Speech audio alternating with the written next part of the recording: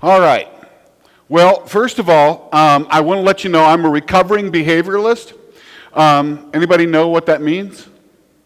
Anybody got a guess what it means to be a recovering behavioralist? Yes, what do you think it means? Position in philosophy, what? Oh, okay. Well, that's okay. I'll still, I'll tell you what it is. It means that I no longer believe in punishment, but I do believe in rewards. So what I will do is, if I ask a question and you answer it, whether you get it right or not, or even if you edit in the process, I'll bring you a reward at least some of the times. But mostly what it means is that if you laugh at my stupid jokes and the silly slides, I'll give you something that resembles a reward. And the reality is that I have a very unique set of experiences because I wound up running the Institute on Complex Disabilities for 12 years. And we had the agreement to serve all the people that nobody else would serve. For the state of North Carolina when they were under a class action lawsuit that they lost quite well. They had a history of losing them. So everything I'm going to share with you, whether it's about person-centered planning or about positive behavioral supports or whatever, it's not academic, it's not the pretend, it's not the pie in the sky. This is the real stuff that we really did and still really do on a everyday basis. We move somewhere in the neighborhood of 10 to 15 people a day from institutions into the communities in multiple states that we're now working in. So we're pretty involved with that. I want to start off by real quickly sharing with you that there's a piece of research that supposedly, I've heard some people say now that it's spurious, that it didn't really occur and the authors made it up. But for argument's sake, we're going to believe that it's true for just a couple of minutes. And basically what happened is that they had a cage, had 4 monkeys in the cage, and they had a banana tree in the middle of the cage. And they had an empty box in the corner of the cage. And they would go and they would play in the empty box. And they would climb the banana tree and they would pick bananas and they would eat bananas. And when they were done eating the bananas, after a while, what they did was they loaded up water cannons around the tree. So that when the monkeys started to climb the tree, they would shoot them with the water so that it would become aversive. And the monkeys would say, hey, wait a minute, don't like that all that much. And then they wouldn't climb the tree. And they filled this box over here with bananas. And after a very short period of time, what happened is that the monkeys stopped climbing the trees to get to the bananas. They became sedentary. They sat beside the box. They ate the bananas out of the box. And basically had become dependent on somebody else feeding them, and they were no longer doing what was normal and natural and typical for the monkeys.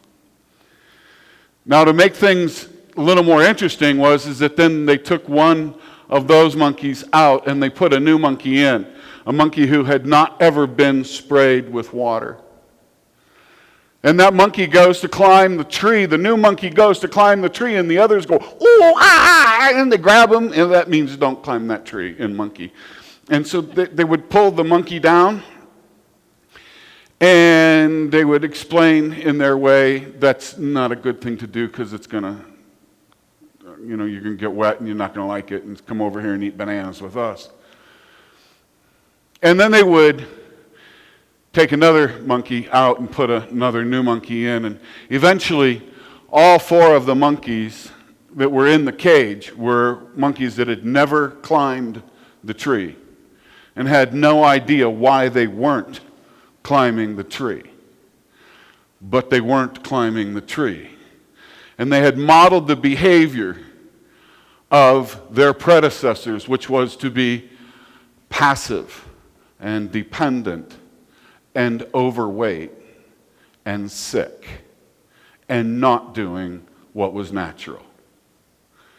And unfortunately, all too often, I think that we find ourselves in very similar situations. And I can't tell you how many places I've been to do consultations and training, and you hear, yeah, but. Yeah, but you don't know. Yeah, but you never seen this person. Yeah, but he's the hardest one. Yeah, but. And I'm thinking we need to start group homes for yabbits. You know, just put them all in one place so we know where the hell they are. The yabbits are over there. Stay away from them. They're dangerous. Everybody thinks they've got the worst of something. And it doesn't matter where you're at. Everybody thinks they have the worst of the conditions that prevent them from doing real person-centered planning or real positive behavioral supports or real engagement in the community. Everybody has their reason. Inner city Chicago, because the waiting list is so long, because transportation is unreliable, because it's so hard, because they have to transfer from this train to that train, because it's so dangerous, because there's so many people, because there's so much traffic, because... Yeah, but. Do you understand what I'm saying? Every place we go, somebody tries to come up with a reason why it can't be done. And what I'm going to tell you is that 99 and 9/10% of overcoming this, and I know this sounds Disney-ish, doesn't it? It's believe. It's believe that it can be done. And if you don't think that it's going to work, you're going to be right. Because that's the one thing us humans want more than anything else, is to not be embarrassed. We want to be right. So if we say, that will never work, what are we going to work towards? Making sure that it doesn't work. And I just wanted to let you know that I brought you a magic wand so that you never have to say that again. You just wave that at it and it will automatically work. Don't tell him.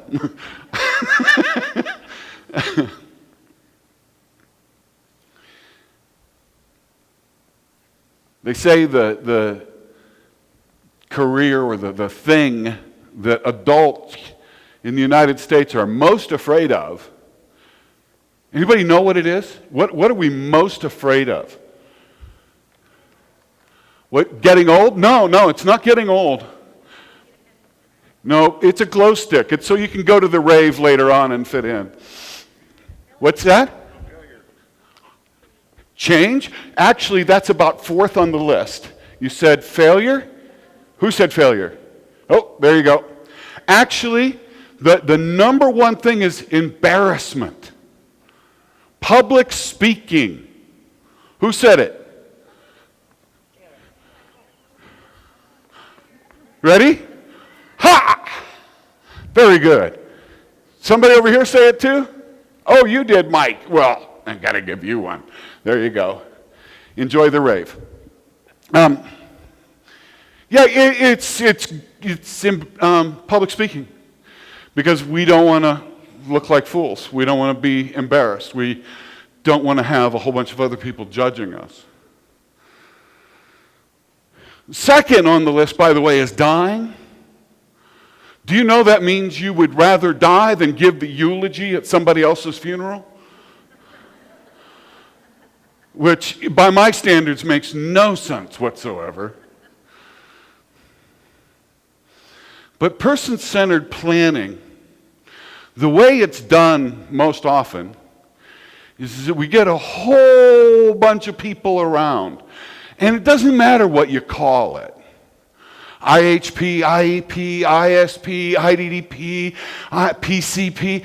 Have you ever noticed how we get together a whole bunch of people and then we pee on them?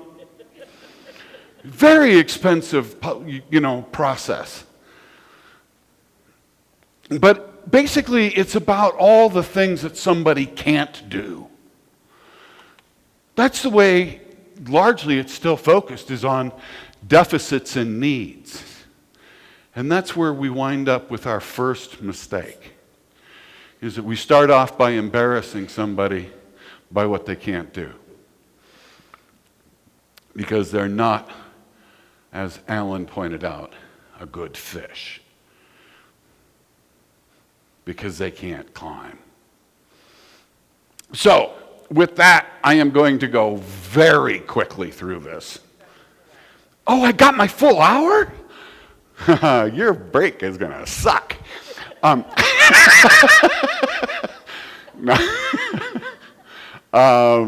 sure that they'll make a different adjustment. Thank you. Okay, let's see if it'll work if I come over here. I'm trying to get my power back, and let's go forward. And, oh, there we go. Okay. So I just wanted to share some examples of best practice and give credit to where credit is due. And I'm not going to read any of those names, but it will be on your PowerPoints and on your stuff that you're going to get when you do your handouts. But there's a whole lot of people who have done a whole lot of work to make this kind of stuff make sense. Now, what does that mean? It means mostly we screwed this up a bunch of times before we got to where we are now, and we're still going to make more mistakes. And as I said yesterday to some folks, if you're not making mistakes, you're not doing anything that matters. Because that means you're just doing what you've always done. And as Mario DiBernardi once said, if you only do what you've always done, you and they are only going to get what you and they have always gotten. And that's not enough. If it was enough, then all those other premises about people who have intellectual and developmental disabilities and behavioral problems and mental illness and all that other stuff that they might bring with them, if it was enough for us to do what we've always done, then they'd already be working. And the next generation would be with us in service. And here's our reality. The research has told us that only 20% of all the adults who have intellectual and developmental disabilities are currently in publicly funded services. 80% are not. They are at home with family. What's that say? You talked about it being unsustainable with the old growth curve. If you think about it, that says that we've got roughly, even if only half of those people need services, twice as many people are going to be coming in than what we've already got. So we've got to figure out how to be equitable and smart all at the same time, and do it without giving the shaft to somebody who has an intellectual and developmental disability and not driving the providers into bankruptcy. Because that doesn't help anybody. And having been a provider, I know it's really easy to lose money doing the right thing. A lot of it. So we don't want that to happen either.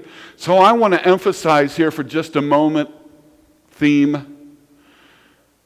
The transition from the old to the new is not without its cost.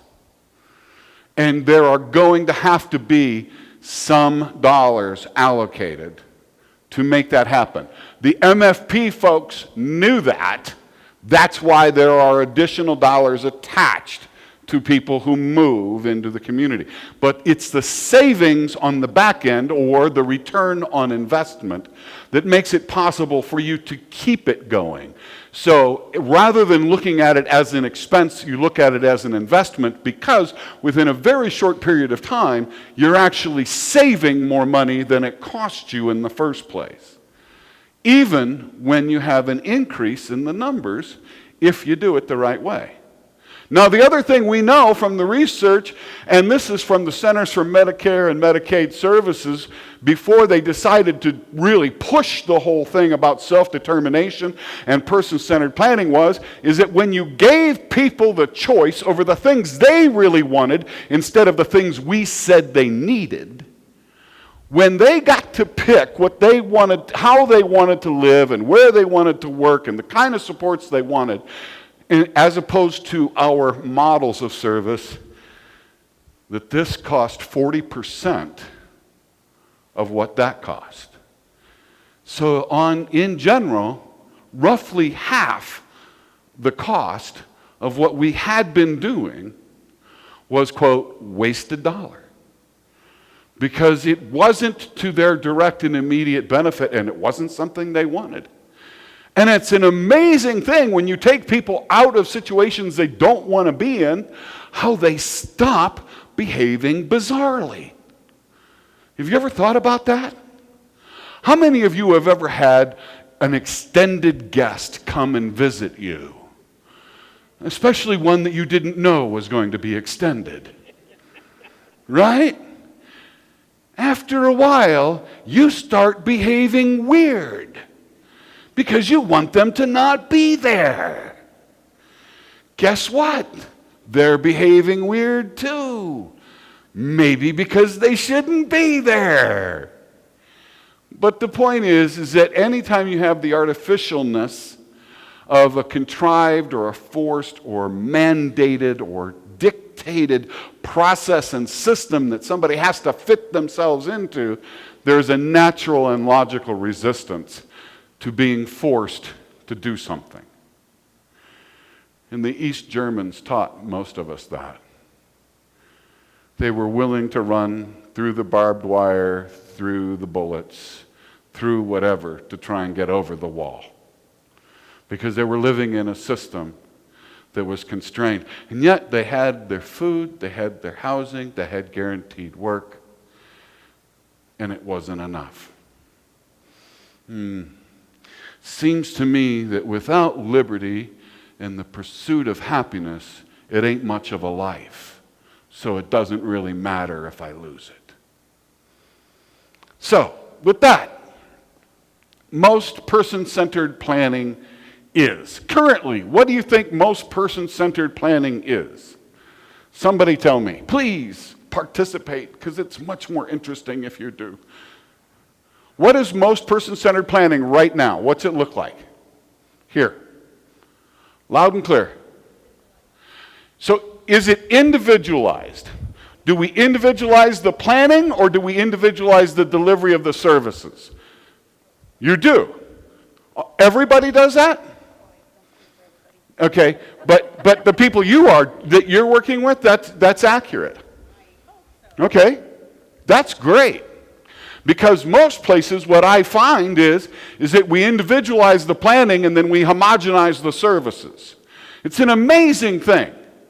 We do all these individualized plans and everybody needs exactly what they had last year, which is exactly the same thing that I've been providing for all these years.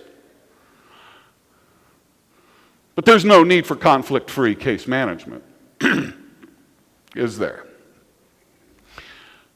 Do you understand that that doesn't make a whole lot of sense? To say that we're doing person-centered planning, and then they wind up getting the same thing that they've been getting, which didn't work last year?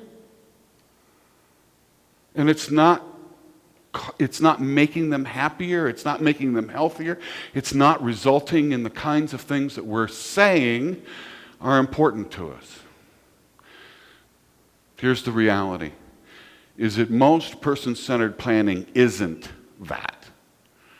Most person-centered planning is really euphemistic for system-centered maintenance. It's to maintain the status quo. So the problem is that now the feds are starting to tell us what real person-centered planning is supposed to be, and if we don't do it, guess who's not going to get paid? All of us. That's the reality. There's a difference in what it means to do real person-centered planning. I love this slide. Holy great mother of God, I've been cloned.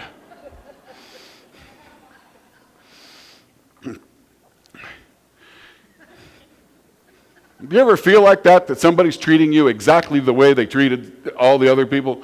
You go to return clothes somewhere, and they're treating you just as awfully as they treated the last person, and they really don't give a, that's just because you were the first person to overtly laugh. You know, the thing is that even if it was true, even if the little one was a clone of the big one, they don't need the same things. The older one has lived longer, has different experiences. And we've got to stop pretending that people are clones of each other because they carry a diagnosis that sounds like. See, the thing is that the diagnosis is supposed to help us understand how we can support somebody rather than what bucket we have to throw them into. There's a big difference between those two things. The problem is that most of our diagnoses are pretty crappy too. We've done, it's really hard to do a good diagnosis on somebody when you feel like you've got 7.5 minutes to do it in. So that's not a great place to be either. So person-centered planning is supposed to be a roadmap of services and supports that are both formal and informal. And what are informal supports? It's just a nice way of saying stuff what don't cost you no money. Okay? We kind of shrunk it down. Informal supports, natural supports, friends, the things that exist in the generic real world that you didn't have to spend money to create. And I have spent a ton of money creating artificial pretend things that I probably shouldn't have created, and I'll tell you a story about that later. It gives directions to the staff and to other people who are going to be involved and engaged in this person's life about what they're supposed to do, what their roles and responsibilities are in this process of supporting somebody who has an intellectual and developmental disability. And it's specific about what are they supposed to be working on? What are the goals? What are the outcomes?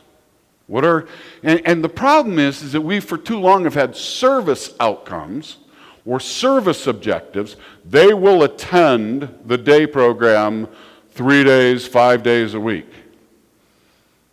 Well, that's not an outcome. That's an input. It's just like when we say that we're going to have training and that we're going to have 87 people come to our training. That's not an outcome. That's an input. Because when you count behinds and seats, that's an input. That they might get some information, that they might use. Training outcome means they actually did something with it. So there's a whole bunch of thinking that has to shift here, because if we're going to be held accountable for outcomes, then we have to figure out what that really means. And outcome really means is, what can they do differently as a result of our engagement? How is their life better as a result of our engagement? And maintenance, in general, not always, but in general, is not an outcome. Now, if you have a degenerative nerve disease, or if you happen to have Alzheimer's, or if you happen to have, some real significant health problems, maintaining health is a good outcome. Can we agree on that? So that they didn't decline anymore, or they didn't get sicker. But in general, we're supposed to be learning and growing and becoming all the time. And it doesn't get to take a break just because you have an intellectual or developmental disability. So, person-centered planning elements part 2 is developed by that team of people who are invested in the individual. Oh, you mean not all the professionals who are paid have to be there? No. They don't all have to give their report about the deficits? No, they don't. It's about people who care about what's going to happen with and for this person. They're invested in the positive outcome because, as we said earlier, when you say that you believe something will happen, you want to be right. You will work to prove yourself correct. You will work as if that is where we're going.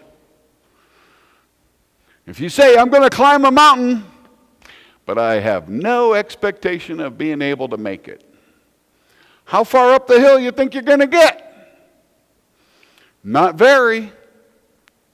Because you're going to take about the first time you get to the false summit and you're going to go, I need me about a 9-hour nap before I go back down because I was right, I'm not going to make it. It's called self-fulfilling prophecy. We do it all the time. So, it always, always, always involves the person who has the disability being involved in the planning. They're supposed to be there. They're supposed to be providing input. They're supposed to be talking about what motivates them and what is their passion. And because how are we going to help them figure out all these other things that matter if we don't hear from them? And this isn't the Spanish Inquisition dressed up as a professional experience.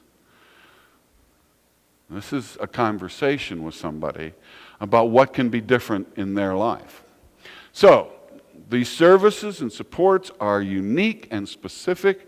They're designed, if you will, in a wraparound kind of mindset of how are we going to support people to address their personal needs and wants and interests. So it focuses on those real-life outcomes that matter, as we said. It addresses the difficult issues of choice and responsibility and engages in ongoing review, negotiations, the dynamic tension that happens in how do we help keep people safe.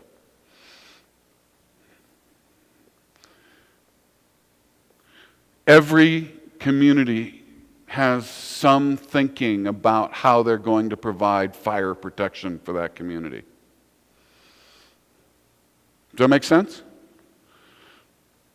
But not every house has a fire truck parked in the driveway. Well, that would be the safest thing to do, because what if it caught fire? You'd have a fire truck right there. We have other things that we can do, and we have varying degrees of interventions and supports. And we have boxes of baking soda in our cupboards that we can throw on a grease fire. We have a fire extinguisher in the hall closet. We have 911. We have the volunteer fire department. We have a scale of things that we can use to address risks as they present themselves. But not everybody needs to have a fire truck in their driveway. And what I do want to tell you, though, is that if you decide that you're going to have fire trucks, you got to make sure there's gas in them all the time, not just some of the time. So that's part of building the infrastructure part of this, if that makes sense.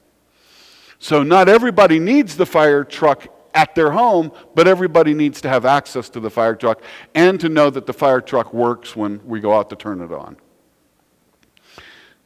The problem is that when you individualize the planning and you homogenize the services, when you cut corners, you wind up being able to, quote, be efficient.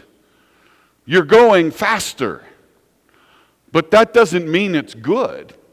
And that doesn't mean it's safe. I don't know about you, but I'm not all that thrilled that there's a cheese grater and a knife and some other things.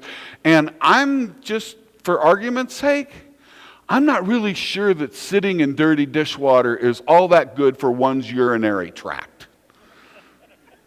You know, just to think about it for a moment. So, sometimes the things that we do to save time or to be efficient means that we have sacrificed effective in the process. And good person-centered planning isn't really a fast thing. It's not a cookie cutter thing. And if you're doing it right, it shouldn't even be easy. If you're really doing good person-centered planning, it's making you a little bit uncomfortable because you're taking risks, because you're doing things, because you're thinking outside of the box. And I want to make one quick comment about that box that we have to keep thinking outside of. Why do we keep the box if the only time good things happen is when we're outside of it? If the only time we think smart is when we're not in the box, I think it's time to burn the damn box. That way we don't get back in it. It's kind of a self-protective thing. I think we need to figure out how do we get rid of boxes so we can't put us or the people that we say we care about into them. Which is another reason why if you're doing good person-centered planning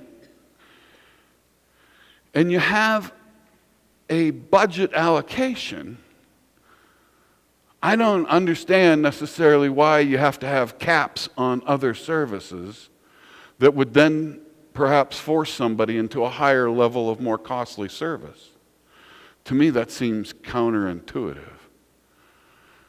It seems to me it would make more sense to provide whatever we can within the big cap of the dollar value and say, let's have maximum flexibility and creativity at this level so it doesn't cost us more. That was the premise. So the 6 factors for success I'll go over very quickly, but I believe these are absolutely critical for good person-centered planning, is you have to respect the person, the whole person, even the parts that make you uncomfortable.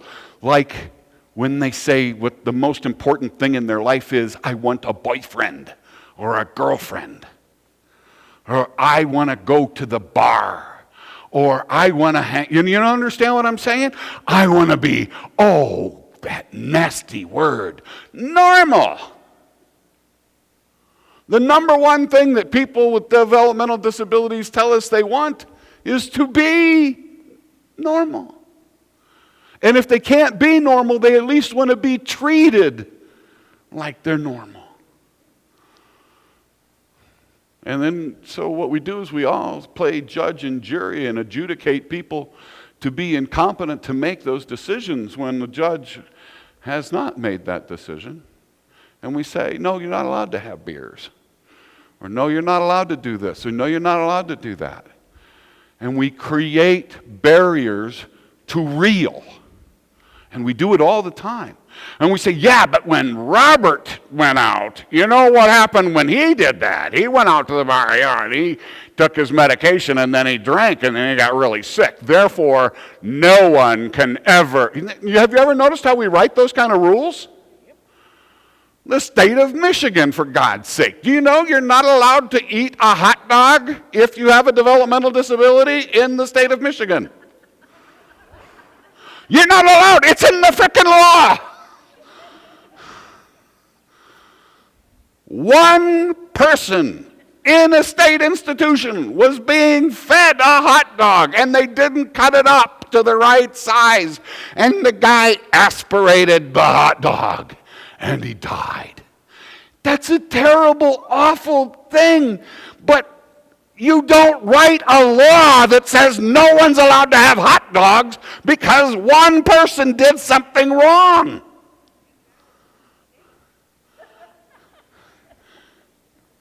No, for a state that's been able to do so many really great things, that's really stupid. What's that? Yeah, pork chops do not cut it. They're not the same as a hot dog, Jeffrey. I have never been able to get a pork chop to stay in a bun.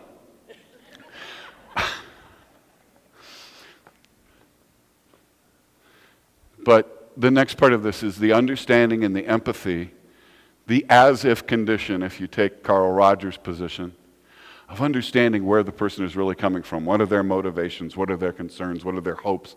What are their dreams? And valuing those instead of diminishing them. Instead of saying it's less than, we say that's a reasonable thing to try and work towards. Young woman by the name of Carrie Brown, 17 years old, has autism and Down syndrome. And her autism manifests more like sudden onset Tourette syndrome, which means she says a lot of really bad words in a hurry in public. But she decided that she really liked this clothing brand called Wet Seal. It exists. And she said she wanted to be a model. And they were talking to her about employment and discovery, and she wanted to be a model. And she thought that would be the coolest thing to be a model. Guess what?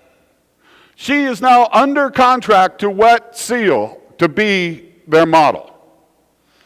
We have people who, she got invited to the freaking Oscars.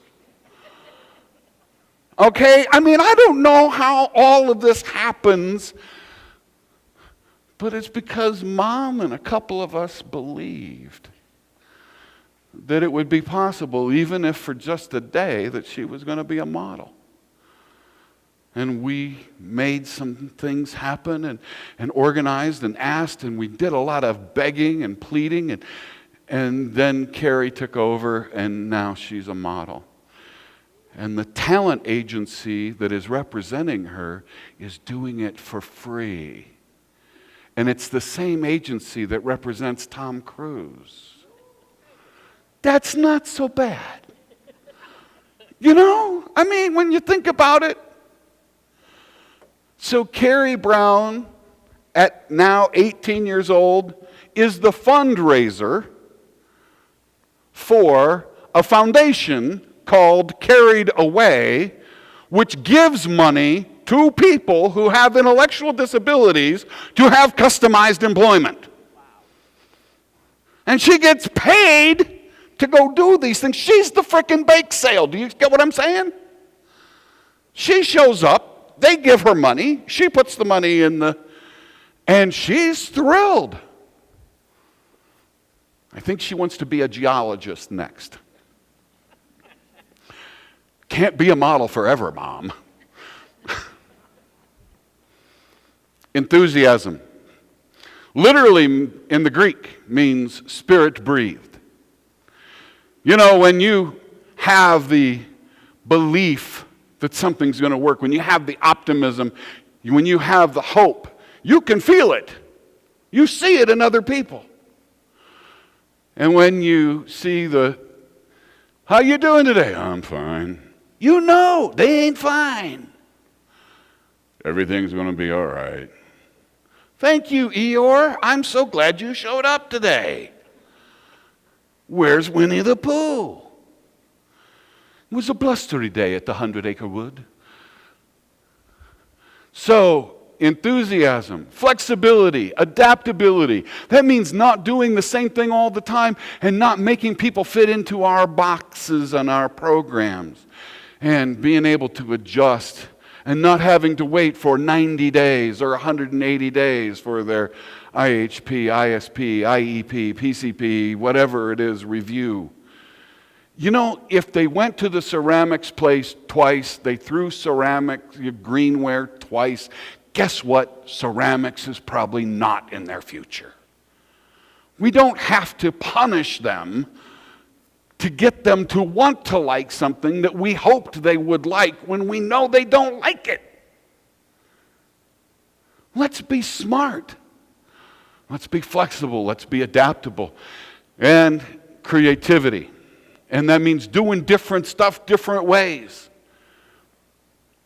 And not thinking that just because it's weird, that it's wrong. I'm going to show you some stuff that's different later on. But it didn't make it wrong, it made it successful. But none of that takes away from the need for good organization and good planning and good accountability.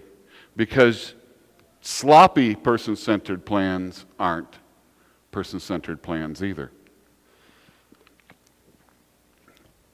couple of years ago, I was traveling across the state of Kansas with Michael Small, who's one of the gurus of person-centered planning. And he said, unfortunately, we've gotten very good at the words, but we haven't improved our practice yet. We've got some decent paper, but we don't have decent practice. And he's right. We've got a whole lot of people saying the right stuff. And we've even got people who believe they're doing the right stuff. But it's not working yet. Not in real life. Okay, come on, let's not do this. We're going to beg now. Da, da, da, da, da. There must be a very good reason why this is happening. I have no idea what it is. It wants me to stand there, is what it is. So what perpetuates disability? Substituting programs for a life. When we say this program is going to replace or be the equivalent of or whatever, and we just happens to be the program that we run. When we replicate community with artificial programs, and I'll tell you that story I said I was going to tell you quickly, but I had this wonderful brand new day program in Southern California. It was beautiful. Millions of dollars went into building it, and it had lots and lots of fluorescent lighting and lots of really good high quality linoleum, the seamless kind, and we had all these people who had developmental disabilities, and we were bringing all the funders and all the state agencies and all the people who'd contributed, and we were having our official grand opening, and we had Dean who was there, and Dean was part of the Lovaas experiments at Camarillo State Hospital. And I don't know if anybody knows about the Lovaas experiments at Camarillo State Hospital, but that's where we tried to cure autism and schizophrenia with LSD. I think Lovaas should have just stayed home, taken some acid, and not bothered the lives of people with developmental disabilities. But Dean had some issues, and he was living in our places, our residential thing, but he also was at our day program, and we had the model, everything. We had the Singer Pre-Vocational Center, and you know that pre stands for never, right? We had the Never Vocational Center. You ain't going anywhere, Jack. We're going to pre is the short part of pretend. We're going to pretend you're going to have a job, but you ain't going anywhere. You're going to be there for 30 years. And then we had the work hardening area, which mostly meant people having to do the crap that the staff didn't want to do. Lifting the pallets from one place to another, pushing the broom for longer periods of time than the staff wanted to. That was work hardening. We had all kinds of things. We had the model apartment. The model apartment was a great place. That's where they weren't allowed to sleep in the bed, but they had to make the bed. They weren't allowed to eat at the dining room table, but they had to wash the dishes that were in the sink, because it was going to teach them about living in their own apartment. And we had the model store. That's where we were going to teach people about the value of money. So we're taking the tour, and everything's going wonderful, and I'm being the proud executive director of the thing, and it's on. And over here we got this and we got that, and we spent a gazillion on this. And we get to the model apartment, which is right before the model store, and I can hear Dean in there.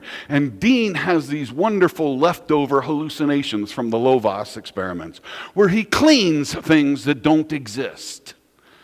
So he's going,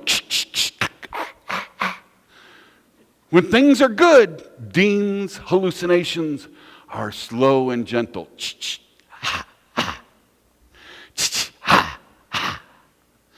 When things are not going well for Dean, it's and I'm coming around the corner, and I'm hearing Dean not having a good day. And I make up a lie. On the spot. Amazing. I'd never demonstrated that skill before, but there it was. I went to Catholic school. I knew how to lie really good. But I said, Dean doesn't handle crowds well, so what we're going to do is we're going to go really quickly around the back corner of the model store, and then we're going to go into the conference room and we'll sit down and we'll debrief in there. So we go in and we go around and we ski. And Dean is not happy that people have come into his world, especially when it wasn't going well in the first place. And then I remembered on the way home that day, I do this thing called the as-if condition, as if I am Dean. I have a conversation with myself. And so I play back what I think Dean is saying. So Mike, let me see if I get this. You want me to use expired coupons and photocopied money to buy an empty box of detergent for a machine I'm not allowed to use? Yes, Dean, that's exactly what I want. Okay, now who's developmentally disabled? You know, I mean, another Einstein quote that many of us know. It's crazy to keep doing the same thing and expect different results. So I substituted programs and stuff for a life that Dean deserved. So when we violate the law, that perpetuates disability. All you got to do is ask Georgia. I'm making a fortune there. They don't get that when you're in trouble with the federal government and you screw up, you should stop screwing up because they're still there. And they're still looking at you. And they're still trying to figure out how else should they spank you. So it was interesting because I just got to go to the 15th anniversary of Olmsted in Georgia. I got invited to go by the state director of Behavioral Health and Developmental Disabilities, because it was our organization that provided the evidence for the plaintiffs that said, yes, we were really serving these people in the community that the state of Georgia was saying could not be served in the community. And they're still having trouble with that. So if you're not already in trouble with the Department of Justice, and if your P&A hasn't already raised issues, and you haven't already had class actions and all that kind of stuff, then you want to try really, really hard not to have them come visit. Because they tend to get into your underwear drawer and then make all kinds of assumptions. So, when we train people just how to behave in the disability bubble, and we make excuses for their behavior within that disability bubble, when we insist that as professionals we're the ones who know best about what a community can or will or won't do. And you know what? I hear all the stuff about how difficult it is with the distances in Wyoming, and yet the other thing you have that a whole lot of other places don't have is community. You guys know there's 12 houses in this community. We got to frickin' take care of each other. We got to look out. We know each other. We care about each other. We went to school together. Or even if you live in one of the larger cities, there's still, I remember from when I was in Cheyenne a long time ago, there's still a different feel about caring about each other. There really is. Oh my gosh, do you know how hard that is to try and find in major metropolitan areas? It's next to impossible. Okay, my timer's done. I'm officially done. Not. That was when I was still back at 50 minutes. So, but thank you. So, not supporting natural and logical relationships, not having people get engaged with folks who know them and care about them or could know them and care about them. We know this is the number one way to keep people safe. The research has proven to us that the more natural connections you have in the community, the less likely it is that you're going to be abused. And the more paid people who come into contact with you, the more likely you are to be abused. The more sheltered you are from the real world, the more likely it is that you're going to be abused. Wow! You mean that the lady at the grocery store notices when every time I come in I have a black eye or my arm's in a sling or I'm limping?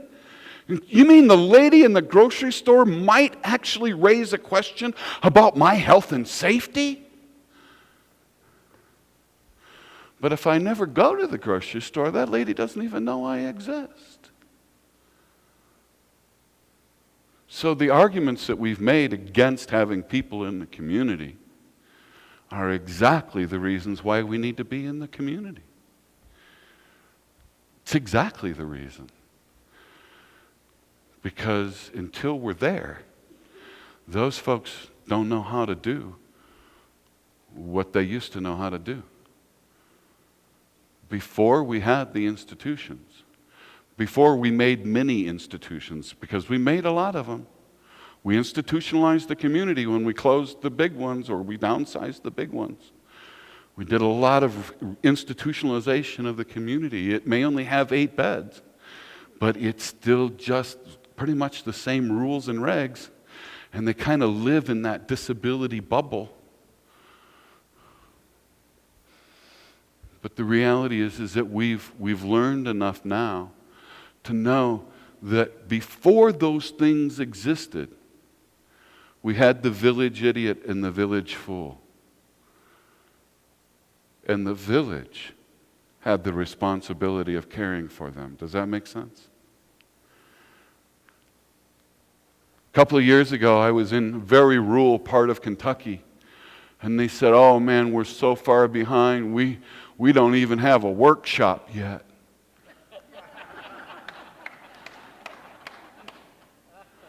I said, "Well, what are they doing instead?" And they go, "Well, they're baling hay and they're cutting tobacco and they're..." And I said, "Oh." I said, "You know what?" I said, "It's kind of like NASCAR. You're so far behind, it looks like you're in front." I said, "Just think about it. Everybody else is trying to figure out how to close their workshops. You don't got to spend the time and the energy to do that. You've been doing exactly what we're telling everybody else to do." And the guy looked at me and he goes, "Are you serious, boy?" I said, "Yes, and I'm 50. I'm not a boy."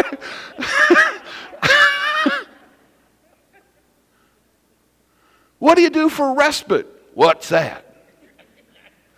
You know, like when you and your wife want to go out and your son needs somebody to watch him. You say, "Well, just take him over to Nancy and Bobby's." And so, "Well, what's over at Nancy and Bobby's?" So I said, "Well, they got a boy just like ours. They just kind of keep an eye on him for us for a while. And then we go off and do our thing. And then we come back. And then we watch Nancy and Bobby's boy when I said, "Oh, how about that? Natural supports." You know, I'm teaching people all across the country how to do that. I said, and he said, "I ain't going with you." I said,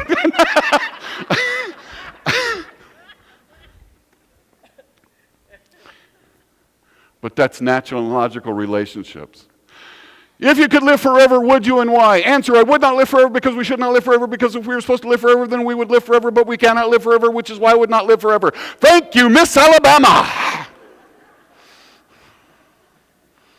I think she may be governor. I may be wrong. That was 20 years ago. But you know, the thing is that we can all agree that's pretty stupid. But by the same token, we can't do person-centered planning because we don't know how to do person-centered planning because we've never done person-centered planning, because if we do person-centered planning, then we won't be able to do our programs, and we got to do our programs because our programs is what's paying our money, and that's where we got to get our money so we can do our programs. Have you ever thought about moving to Alabama? It's the same thought process. Whenever we get into can't, it's the same thing. When you create unjustifiable barriers, and I'm not going to go through all these, but I will say that the word idiot in the original Greek meant one who shuns the community. Idiot meant one who shuns the community. I'm wondering who's the idiot in some places. Now here's in Kawakawa Avenue in downtown Waikiki. 24-hour fitness. What are they doing? They're taking the escalator to work out. Now, I don't know about you, but when I first saw that, I went, there's something wrong with this picture. I mean, I know I'm just from North Carolina, but I do think there's something wrong with it. But then I figured out that I was confusing the means and the ends. And we do that a lot. We think that the way we've always done stuff is the only means to get to something. Steps is the way you get up a hill. If an escalator breaks, what does it turn into? Steps. But the reality is that if you own 24-hour fitness, do you give a flying fig if they use steps or an escalator? No. You want people to come into your place of business. And if using an escalator gets me more memberships, that means I'm making money. Escalator now makes sense, doesn't it? And what about the people going in? Well, maybe they didn't want to get all hot and sweaty in their work clothes, and so they're taking it nice and easy. You could make 100 reasons. But the truth of the matter is, it was probably because they were lazy. Just like Bobby, who we were trying to get to go into 24-hour fitness. He didn't want to take the steps. He wanted to take the escalator. He took the escalator. He's at the top of that damn escalator. He's getting off of the escalator and he's going into 24-hour fitness, and it's the first place that he's ever gone in his community by himself. And that was a huge day for us and for him to celebrate, because we didn't insist that he had to use the steps. Does that make sense? That's person-centered thinking. Because you can have the best person-centered plan in the world, but if you haven't got person-centered thinking, you're never going to have person-centered implementation. And person-centered implementation is what needs to be driving all of us. See, because I think stupid is often spelled can't. We come up with euphemisms for it. We say, oh, we can't do that. We tried that once, but it didn't work, so we can't try that again. Whatever the reasoning is that says can't is the thing that puts up the barrier. That stops us. You got to kill the can't in order to kill the stupid. And the thing is that I'm not blaming anyone, because I did the thing for Dean. I built that place. Does that make sense? I'm the one who raised the money. But I had to be the one to shine the light on my own stupid, because stupid hates being exposed to the light. So you start with your own stupid. Start with yourself, and are there any things that you're doing that really aren't person-centered planning, thinking, or implementation? Because if you are, then you're creating the problem. Because this kid grew up in the dumps of Thailand. There's no way he's going to get out. He's a third-generation dump kid. He's never going to be able to live, never going to be able to work in the community. And one person believed with him, and they found the parts to make a cart, to make a bicycle. And together they found the resources. It's all trash to everyone else, but to him it's an income at $0.25 a bottle that he gets to spend. That is killing the can't. One person believed. One person said, okay, let's try. So it really means that we look at the whole person. It means that we really believe in documented, informed choice. It means that we are really going to work carefully to build this competence and reduce dependencies. It means that we are going to facilitate life for this person as a valued member of their society. It means that we're going to build trust, and I'm going to treat you the same way you are going to treat me, the same way you want me to treat you. It means demonstrating respect for me, and that means telling me the truth and never doing anything to embarrass me in public. It means understanding me as a person who has goals and interests and gifts and difficulties, and understand that I've been let down a lot in life. It means to support me in my dreams and my daily life. And T, it means give me your time, because it may take a while for me to trust you. It also means learning how to listen, because if you don't listen, you don't know what the real problem is, and you're off busy solving the wrong problem really well. Thank you, and God bless.